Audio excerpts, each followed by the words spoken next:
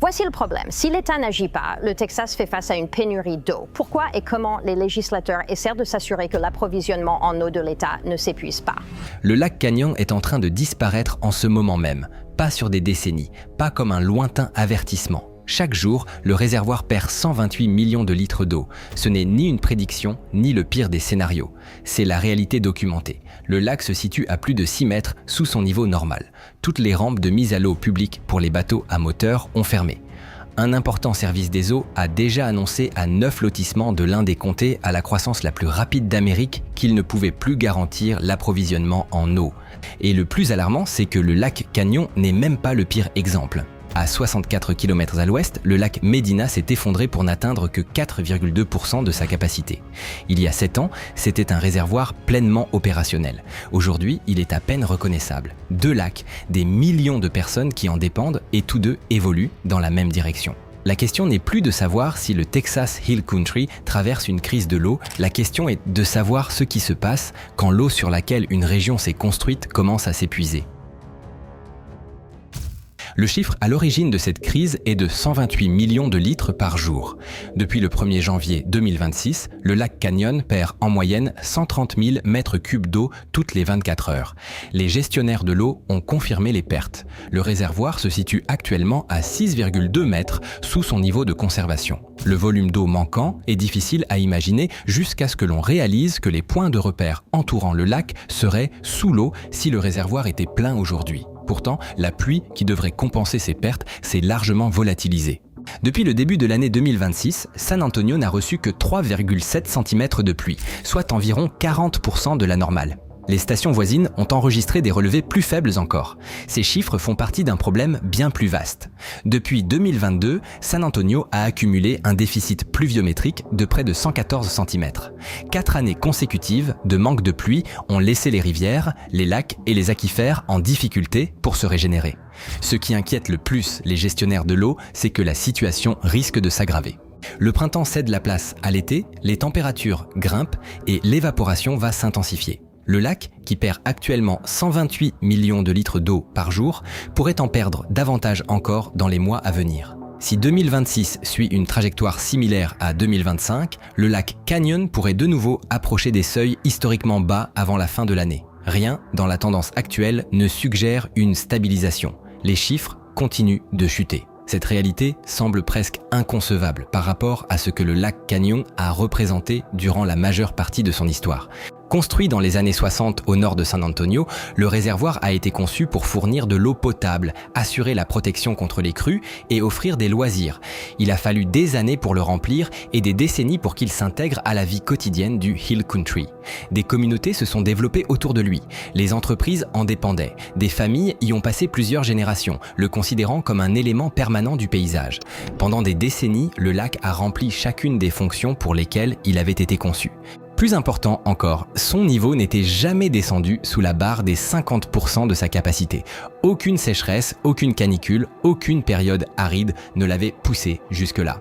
Puis vint l'année 2025. Le 26 mai, le réservoir est tombé à 45,1% de sa capacité, le niveau le plus bas jamais enregistré depuis la construction du barrage. C'était un record dont tout le monde se serait passé. Quelques semaines plus tard, en juillet, des inondations catastrophiques ont dévasté le Hill Country. Les inondations ont causé des destructions et des pertes de vies humaines, mais elles ont aussi déversé des volumes d'eau massifs dans Canyon Lake. Les niveaux du réservoir sont remontés vers les 70%. Pendant un instant, on a pu croire que la crise allait s'apaiser. Les populations locales avaient enfin une raison de croire que le lac pourrait se rétablir. Ce soulagement n'a duré que quelques mois. Dès le début de l'année 2026, les pluies ont de nouveau disparu. Le réservoir a commencé à perdre ses gains de stockage presque aussi vite qu'il les avait acquis, retombant vers les niveaux auxquels il venait de justesse d'échapper. Ce qui fait de Canyon Lake plus qu'une simple problématique environnementale locale, c'est l'identité de ceux qui en dépendent. Le réservoir constitue la plus importante source d'eau de San Marcos, une ville d'environ 70 000 habitants. La ville peut puiser jusqu'à 33 700 mètres cubes par jour dans le lac. À mesure que les niveaux baissent, les effets dépassent le cadre des loisirs pour impacter directement la vie quotidienne. San Marcos applique déjà des restrictions d'eau de stade 3. L'arrosage extérieur est limité. Les autorités surveillent les niveaux en permanence. car l'état du lac Canyon influe directement sur le débit des robinets domestiques. Pourtant, même le lac Canyon n'est pas l'exemple le plus critique. Cette distinction revient au lac Medina. Situé à environ 64 km à l'ouest, Medina n'est plus rempli qu'à 4,2%, soit environ 26 mètres sous sa capacité maximale. Pour comprendre la portée de ce chiffre, il faut saisir le terme de niveau mort. Lorsqu'un réservoir atteint ce stade, l'eau descend sous la vanne de vidange la plus basse du barrage. Le lac ne peut plus servir de source d'approvisionnement en eau, ni de système de régulation des crues. Concrètement, il cesse d'être un réservoir utile. Le lac Medina a atteint son niveau mort en 2025, chutant à un minimum historique de 1,9% de sa capacité. Plus frappant encore, le réservoir est resté à moins de 10% de sa capacité pendant plus de 3 ans.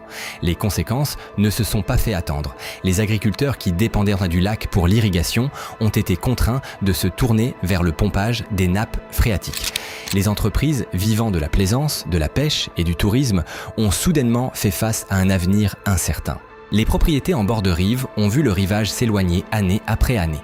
Dave Mock, directeur général de l'autorité fluviale et du district des eaux souterraines du comté de Bandera, a résumé la situation d'un constat simple. La sécheresse dure depuis bien trop longtemps. Le lac Medina est devenu l'avertissement de ce qui se produit quand l'aridité s'installe durablement. L'inquiétude est que le lac Canyon suive désormais la même trajectoire. La sécheresse seule ne suffit toutefois pas à expliquer la crise. La croissance démographique est l'autre versant de l'histoire. Durant l'essentiel de son passé, la région du Hill Country était réputée pour ses petites bourgades, ses vignobles, ses rivières et son tourisme de week-end. Puis, Austin et San Antonio ont commencé à s'étendre à une vitesse fulgurante. Le logement est devenu plus onéreux et les familles ont cherché à s'éloigner des centres urbains. Le Hill Country offrait alors des coûts plus bas, des paysages pittoresques et un rythme de vie plus paisible.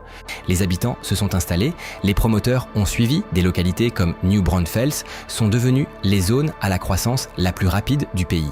Des comtés entiers ont absorbé de nouveaux résidents année après année. Le problème, c'est que les réserves d'eau n'ont pas progressé au même rythme. La Texas Water Company, qui dessert des dizaines de milliers d'habitants à travers plusieurs comtés du Hill Country, a passé des années à observer la demande grimper tandis que la sécheresse réduisait les ressources disponibles. Début 2025, l'entreprise a pris une mesure exceptionnelle. Elle a rejeté 9 projets de lotissement résidentiel. La question n'était pas celle du terrain, des permis ou du financement. Le problème, c'était l'eau. Le service des eaux a conclu qu'il ne pouvait pas, en toute responsabilité, garantir l'approvisionnement de nouveaux clients, tout en honorant ses engagements envers les abonnés actuels.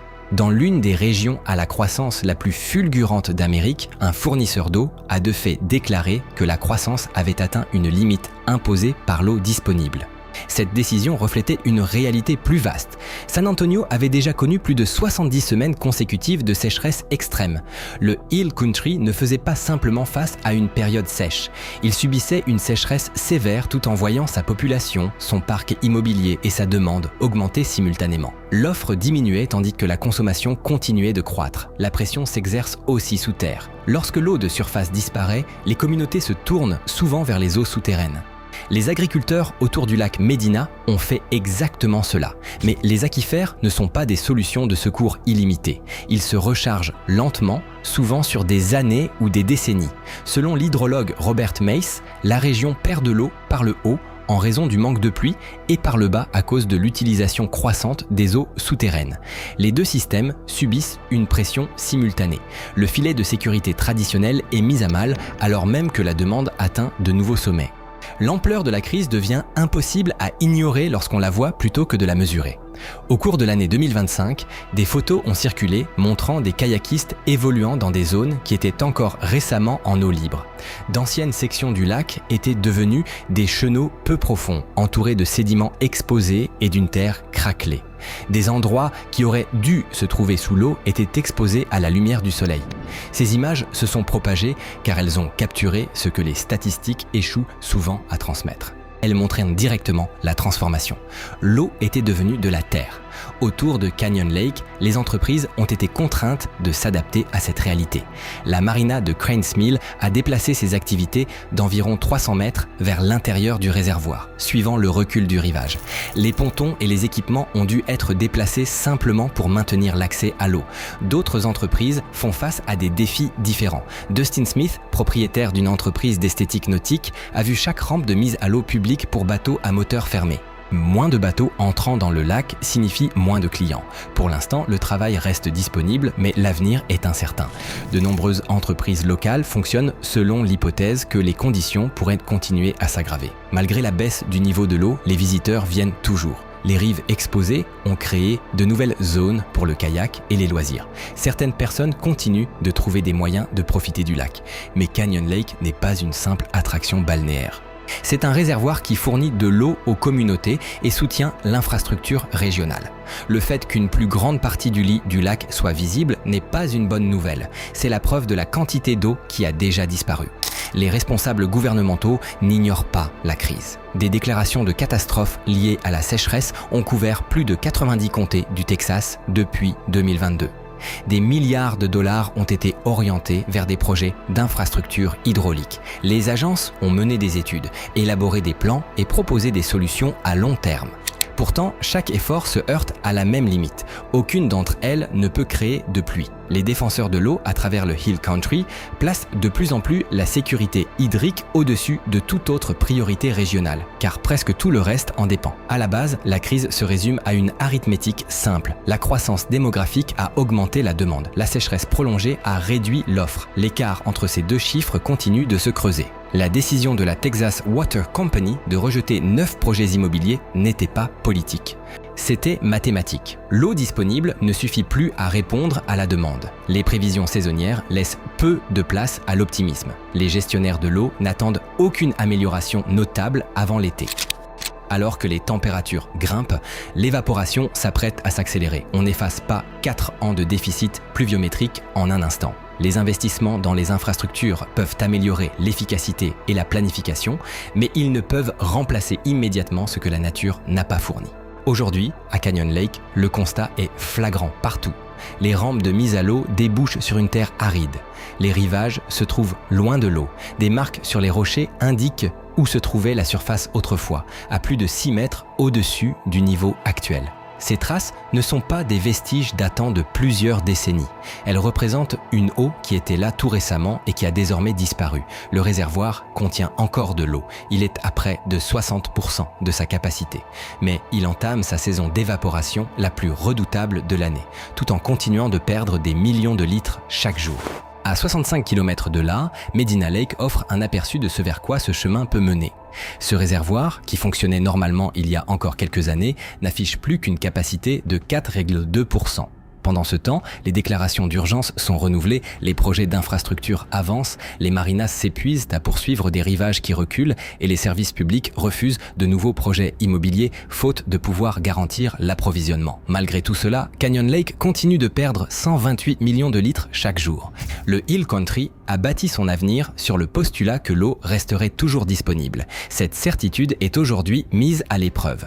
L'eau se retire et pour la région, la question n'a plus rien de théorique. Elle est devenue immédiate. Que se passera-t-il si les réservoirs qui ont bâti cette région continuent de disparaître ?